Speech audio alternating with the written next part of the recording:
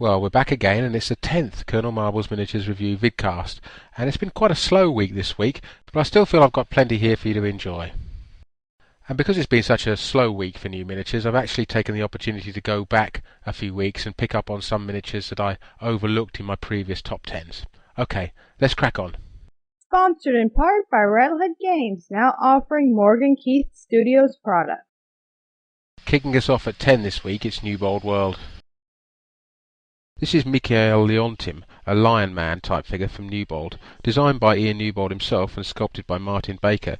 It has a certain charm, but it isn't quite up to the standard of most modern fantasy sculpts, in my opinion. At this week's number 9, we have Dragonblood miniatures. Here are two views of Kylian, an elven dragon slayer. She's a customisable 30mm female elven warrior, coming out soon, priced at $5.99 US. She's sculpted by Sandra Garrity, and I must admit that I'm personally not a huge fan of Sandra's work, and this sculpt for me lacks a little dynamism. Dark Age Games are at number 8 this week. First up we have a Forsaken Ravage Leader, selling for $6.99 US. I'm not quite sure what he's holding in his hand, to be honest, and I think that generally, unless you're into Dark Age the game, this figure is probably not going to hold a lot of appeal.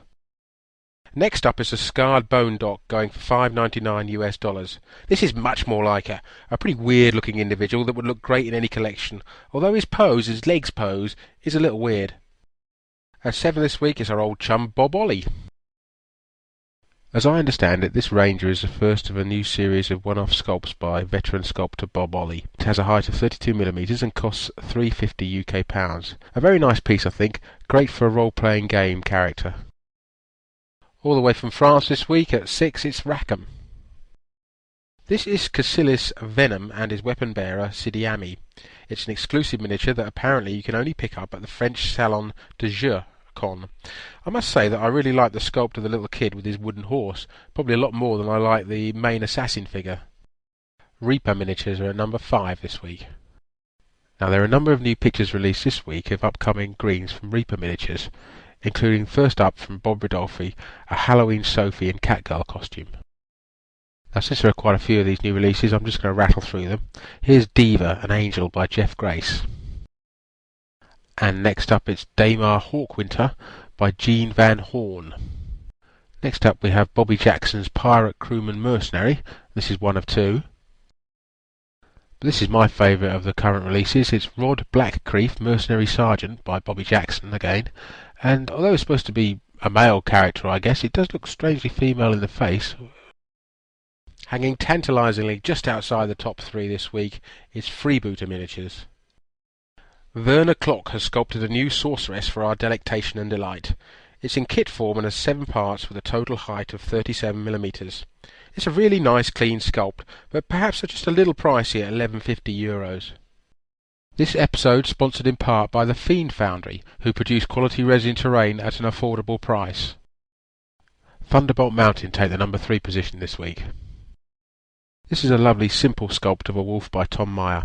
He discusses the sculpting techniques he uses in depth on his blog. I'll quote from that blog here. The physique of an actual wolf is pretty skinny, which won't do for the design impression, so he must be pumped up, but I think this can be done without departure from actual wolf anatomy, and certain wolf characteristics, like big feet and stilted front legs, can be retained or even tweaked for extra wolfishness. The focus of menace has to remain, as in a real wolf, on the head and eyes. Just pipped for the top spot this week, it's Heresy miniatures at number 2. There are 2 new Blood Bowl, can I say Blood Bowl, type figures available soon from Heresy. First up is a Deathball Ghoul. This is great stuff, designed and sculpted by Paul Muller and Andy Foster, and yours for the small price of £2 UK. Next up it's Elfbane, Deathball Minotaur, shipping for £8 UK. As you can see here, he's ripping off the head of an elf player, mainly because, as Andy says on the Heresy site, everyone hates elves. Now I must admit there wasn't a huge amount of competition this week for the number 1 spot, but in the end I gave it to Magnificent Egos. This is Kevin the Red, a grizzled old Northman barbarian type guy with 2 huge axes. I'm not quite sure how he'd wield both of these at the same time, but what the heck, this is a fantasy figure after all. I can't tell you much more about it, I'm afraid, like the sculptor or the price even, but it's a nice piece. Okay, that just about wraps up another week's show. Hope to see you again, same time, same place, next week.